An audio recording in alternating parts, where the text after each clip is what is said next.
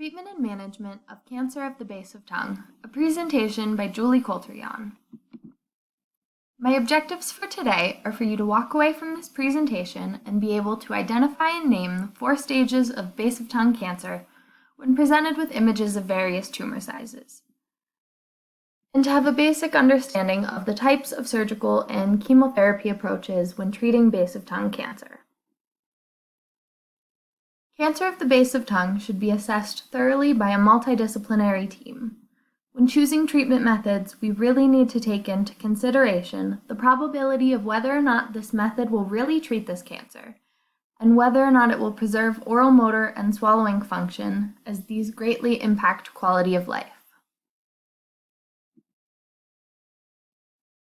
Disease and treatment processes may begin to impact adjacent structures such as the larynx, esophagus, and posterior floor of the oral cavity.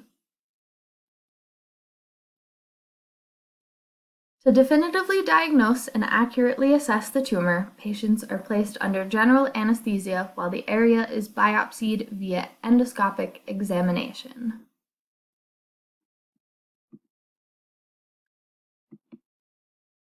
Stages of the base of tongue include T1, which are tumors smaller than 2 centimeters in greatest dimension, T2, which are larger than 2 centimeters, smaller than 4 centimeters in greatest dimension, T3, which are larger than 4 centimeters in greatest dimension, and T4, which have begun to invade the adjacent structures such as bone, soft tissue of the neck, and muscles of the tongue.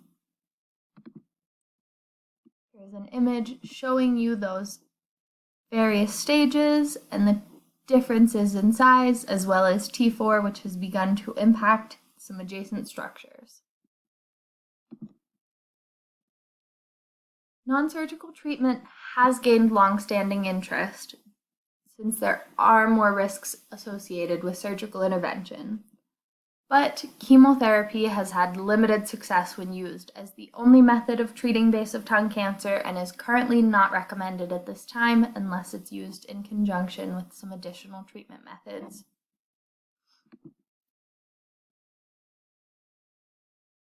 Traditional treatment of cancer of the base of tongue involves surgical resection of the mandible by using a translabial or transmandibular approach.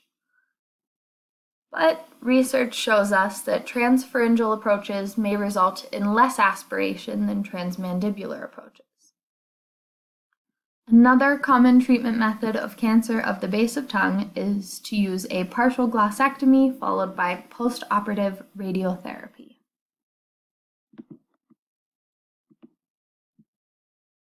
Patients with advanced stage base of tongue cancer have been treated with surgical resection and post-op chemotherapy.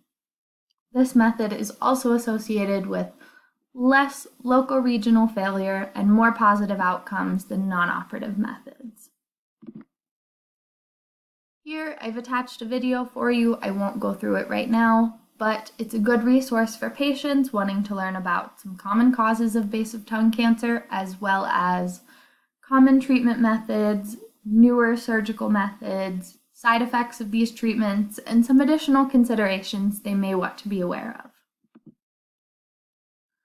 Complications resulting from base of tongue cancer include chronic dysphagia, sepsis, anemia, aspiration, fistulas, and even death. Chemoradiation is generally associated with significant morbidity in terms of speech and swallowing, although these functions generally tend to improve over time. Surgical intervention may result in increased morbidity outcomes, scarring, malocclusions, chronic aspiration, and impaired articulatory precision. And of all head and neck subsidies, treatment of base of tongue cancer has the greatest impact on speech and swallowing, as well as quality of life, which I mentioned at the beginning. If you'd like to learn any more about base of tongue cancer and treatment methods, feel free to look at any of these resources provided. Thank you.